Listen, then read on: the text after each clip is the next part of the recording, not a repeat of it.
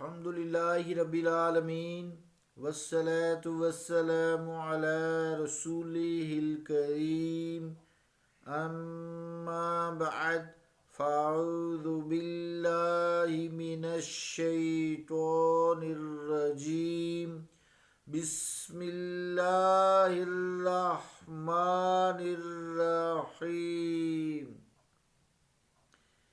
ان الشرک لظلم عظیم صدق اللہ العظیم۔ واجب الاحترام سامعین، السلام علیکم ورحمۃ اللہ وبرکاتہ۔ آیت کریمہ جو تلاوت کرنے کی سعادت حاصل کی، اس کا ترجمہ ہے بے شک شرک ظلم عظیم ہے، اللہ کا قول سچا ہے جو بڑی عظمت والا ہے۔ عزیزان گرامی قدر، السلام علیکم ورحمۃ اللہ وبرکاتہ۔ آئیے آج شرک کے جو لغوی معنی ہے، لغوی معنی کے متعلق جانتے ہیں۔ لسان العرب عربی میں ہے، علامہ ابن منظور رحمۃ اللہ علیہ کی سب سے بڑی جو کتاب ہے اس سے ہے، یہ جلد 10 ہے اور صفحہ 448 ہے، مطبوعہ بیروت۔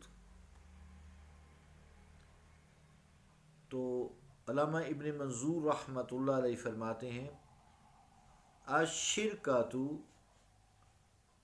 والشرکۃ الشرکۃ والشرکۃ سواء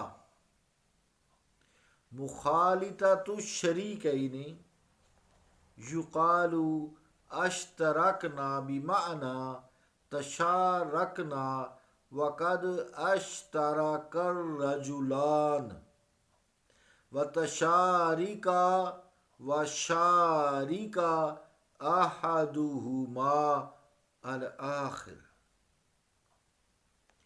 ترجمہ کیا ہے اس عربی عبارت کا؟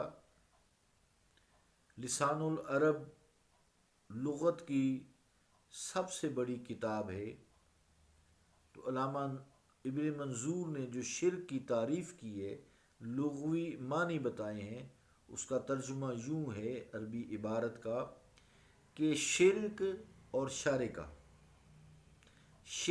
شارکہ دونوں کے معنی دو شریکوں کا ایک چیز میں ملنا ہے۔ جیسا کہ کہا جاتا ہے کہ ہم شریک ہوئے، یعنی آپس میں ہماری شرکت ہوئی، اب چاہے وہ دو انسان ہوں، چاہے وہ کاؤنٹ لیس ہوں، جتنے مرضی ہوں، یعنی آپس میں خلط ملط ہونا، شریک ہونا، شامل ہونا، یعنی آپس میں ہماری شرکت ہوئی اور دو آدمی شریک ہوئے، یعنی ایک جو ہے وہ دوسرے کے ساتھ شریک ہوا۔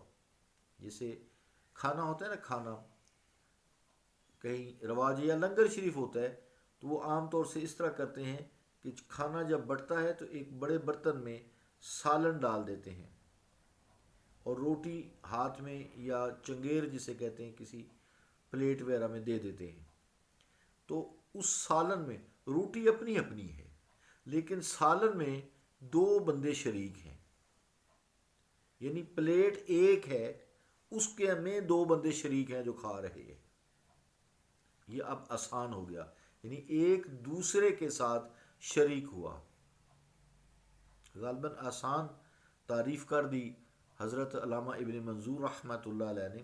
تو مجدد ملت حضرت پیر میر علی شاہ صاحب رحمۃ اللہ علیہ سورۃ الاخلاص کی تشریح کرتے ہوئے تحریر فرماتے ہیں، چونکہ شرک کی مکمل وہ صورت ہے توحید کی، شرک کے متعلق توحید کی مکمل صورت ہے سورۃ الاخلاص۔ قل هو اللہ احد اللہ صمد لم یلد ولم یولد ولم یکن لہ کفوا احد۔ تو وہ فرماتے ہیں پیر میلی شاہ صاحب، اشتراک چونکہ نقیز توحید است، پس معین شریک گردانیدن غیر را با او سبحانہ در ذات یا در صفات۔ یہ تحقیق الحق از سید پیر میلی شاہ صاحب صفحہ 60 پر ہے، مطبوعہ سول ملٹری پریس، صدر راول پنڈی، سن تباہ جو ہے 1381 ہجری کو ہے۔ تو ترجمہ کیا ہے جو آپ کی عبارت کا مفہوم ہے، وہ بھی یہی ہے کہ اللہ تعالیٰ کے ساتھ شریک کرنا اسے واحد سمجھنے کی ضد ہے، یعنی مخالفت ہے کہ وہ واحد نہیں ہے، واحد ہے، لا شریک لک۔ تو جس کا معنی یہ ہے کہ اللہ تعالیٰ کی ذات و صفات میں غیر کو شریک کرنا یہ شرک ہوتا ہے۔ اللہ تعالیٰ کی ذات و صفات میں غیر کو، کسی اور مخلوق کو شریک کرنا یہ شرک ہے۔ اللہ تعالیٰ سمجھ عطا فرمائے۔ اور یہ جو شرک کے فتوے ڈالتے پھرتے ہیں، ایسے ہی کوئی کسی جگہ پہ چلا گیا، کسی معزز شخصیت کے پاس چلا گیا تو اس سے ہاتھ ملایا، تھوڑا سا جھک گیا ادبن، تو کہہ دیا شرک ہے۔ یہ آگے آئے گا انشاءاللہ، سارا ہم یہ کریں گے۔ اللہ تعالیٰ ہمیں ہدایت عطا فرمائے اور ایسے فتویٰ باز مولویوں سے بھی ہمیں نجات عطا فرمائے۔ صلی اللہ تعالیٰ علی رسول خیر خلقہ محمد وعلی آلہ وصحبہ اجمعین برحمتک یا ارحم الراحمین۔